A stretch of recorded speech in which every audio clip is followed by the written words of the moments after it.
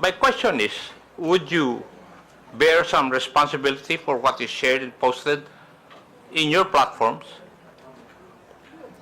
Yes or no? It's a very simple question. Mr. Congressman, if I may, I believe I've answered the question that I think the user bears the responsibility for what they post on our platform.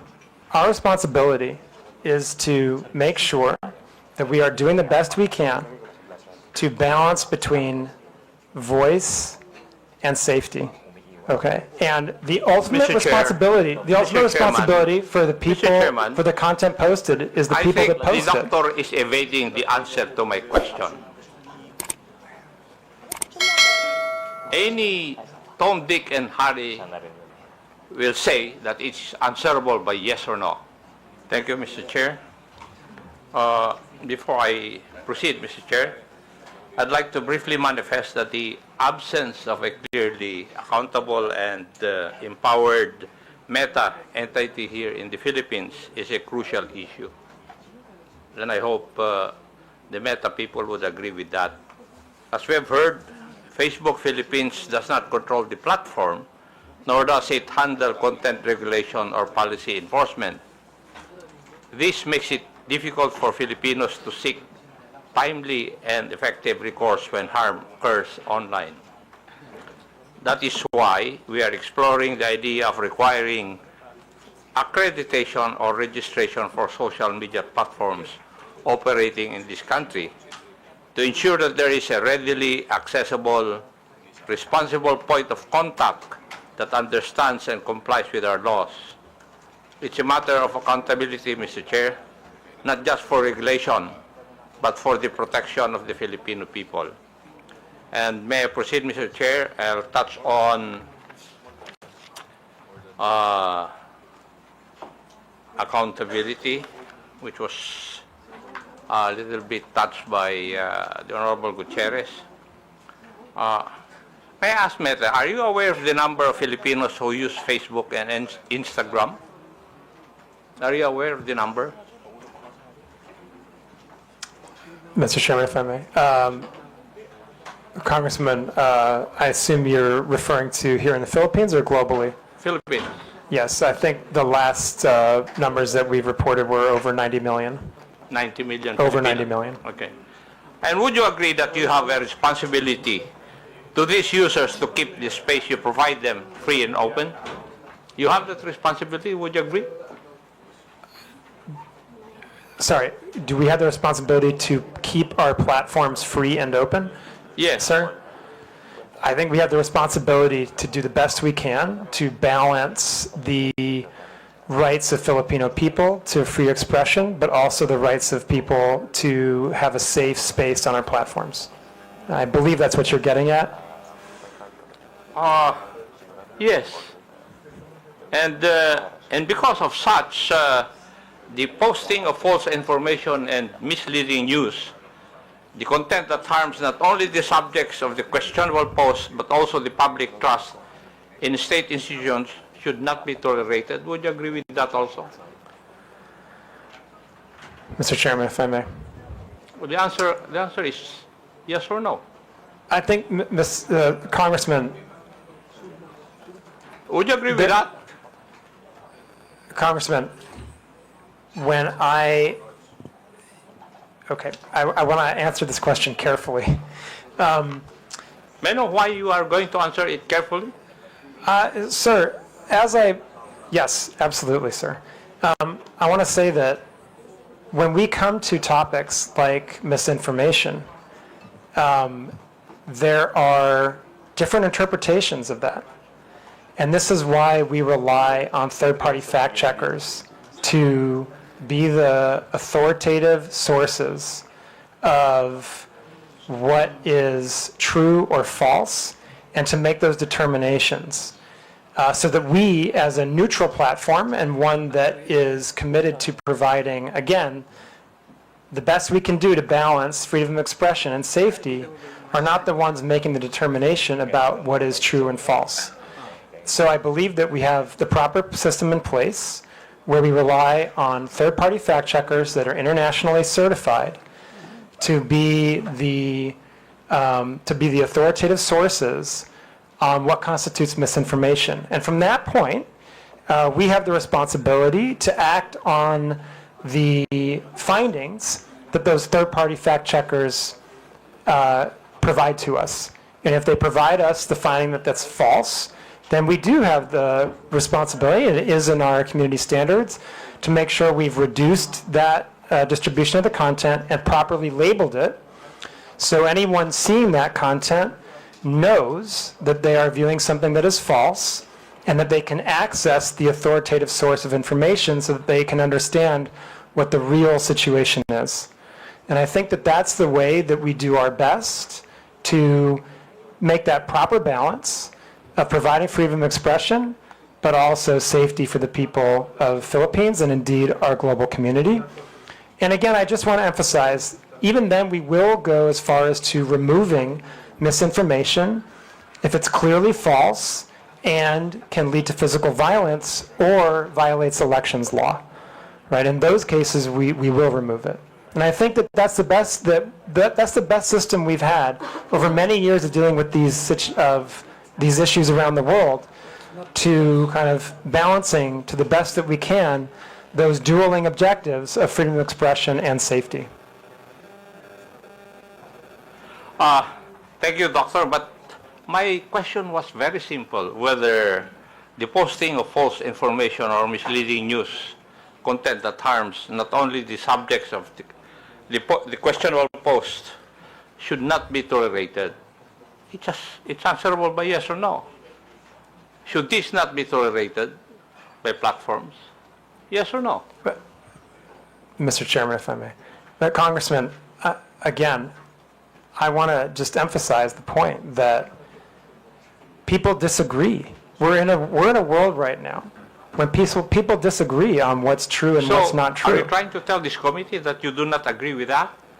I'm trying to explain to the committee, Mr. Congressman, that the approach we have is based on remaining a neutral platform that tries our best in very difficult circumstances, in very robust democracies like the Philippines, where there are very charged political debates going on.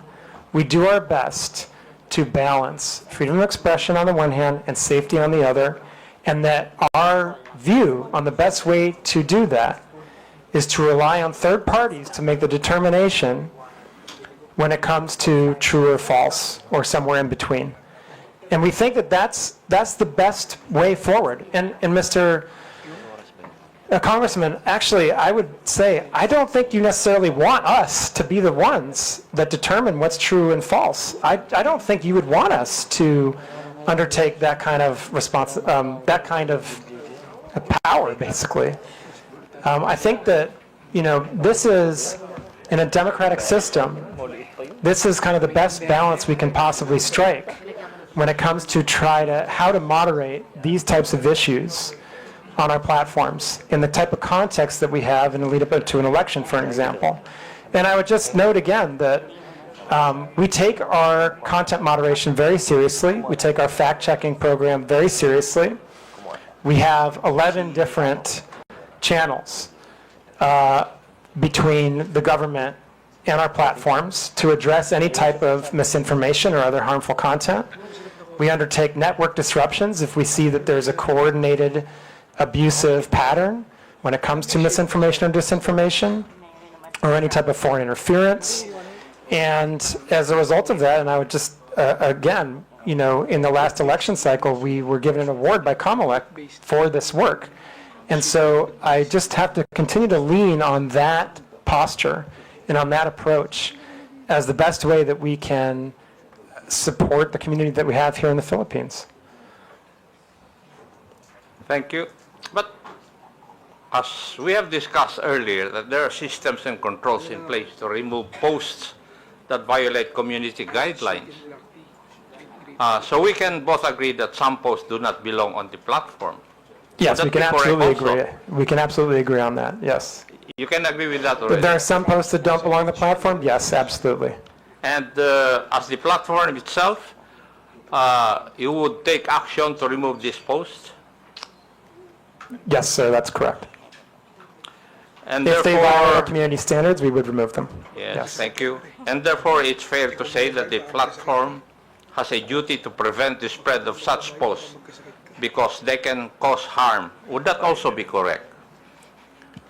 Mr. Congressman, we have a duty to act on content that violates our community standards, and in some cases, specifically if it violates local law. No, That- Doctor, my point is that you have a duty to prevent the spread of such posts because they can cause harm. That's the gist of my question. We have a duty to remove posts that we're aware of that violate our community standards, yes. Thank you, Doctor. Now, could I say that you recognize that Meta bears some responsibility for what is shared and posted on Facebook or Instagram? Mr. Chairman, if I may. Sir, every individual user bears the ultimate responsibility for what he or she posts on our platforms. I think that it's important to underline that That's point. a given. That's a given, okay. Now, Right. what As I'm long- asking is whether Meta bears some responsibility for what is shared and posted on Facebook and Instagram. That's So- my question. Yeah, so what I would say is, we Do absolutely... you? Yeah, sir, if I may, we very much believe that we have a responsibility to provide a safe platform for our users around the world, including in Philippines. That's your obligation. But my question is, would you bear some responsibility for what is shared and posted in your platforms? Yes or no? It's a very simple question. Sir, I just want to be really clear about this again, okay? Our responsibility is to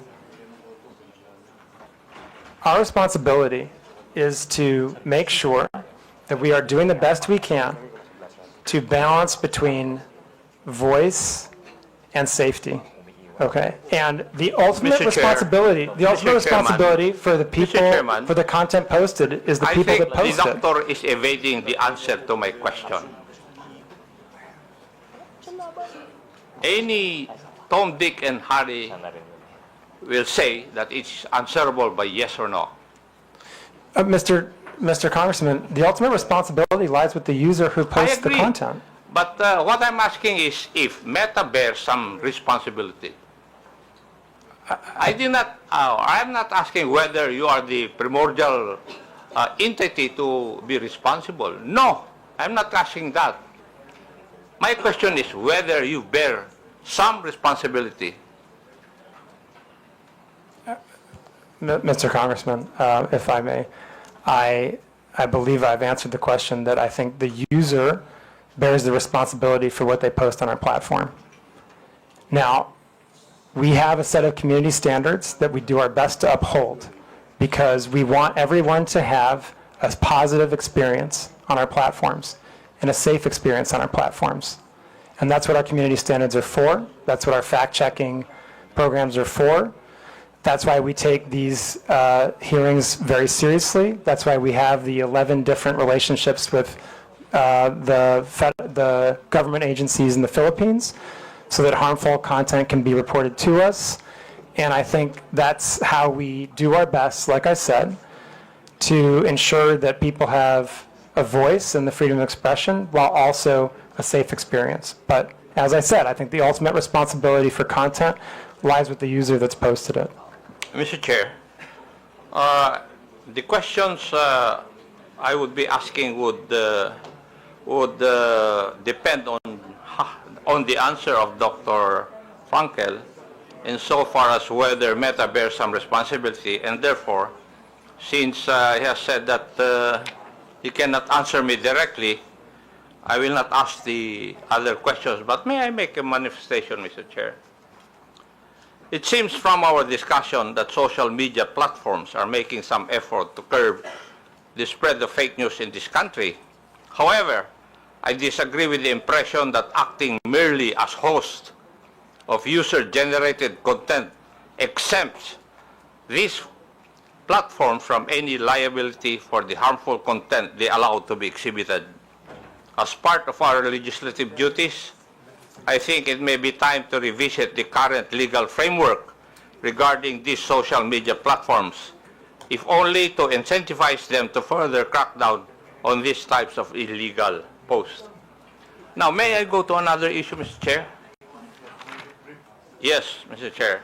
Regarding monetization, Doctor, can you confirm whether Facebook or Instagram allows content creators in the Philippines to earn revenue directly through the platform?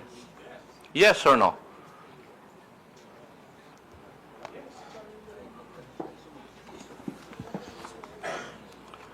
Congresswoman, I believe the answer is yes, but I want to make sure to check on that.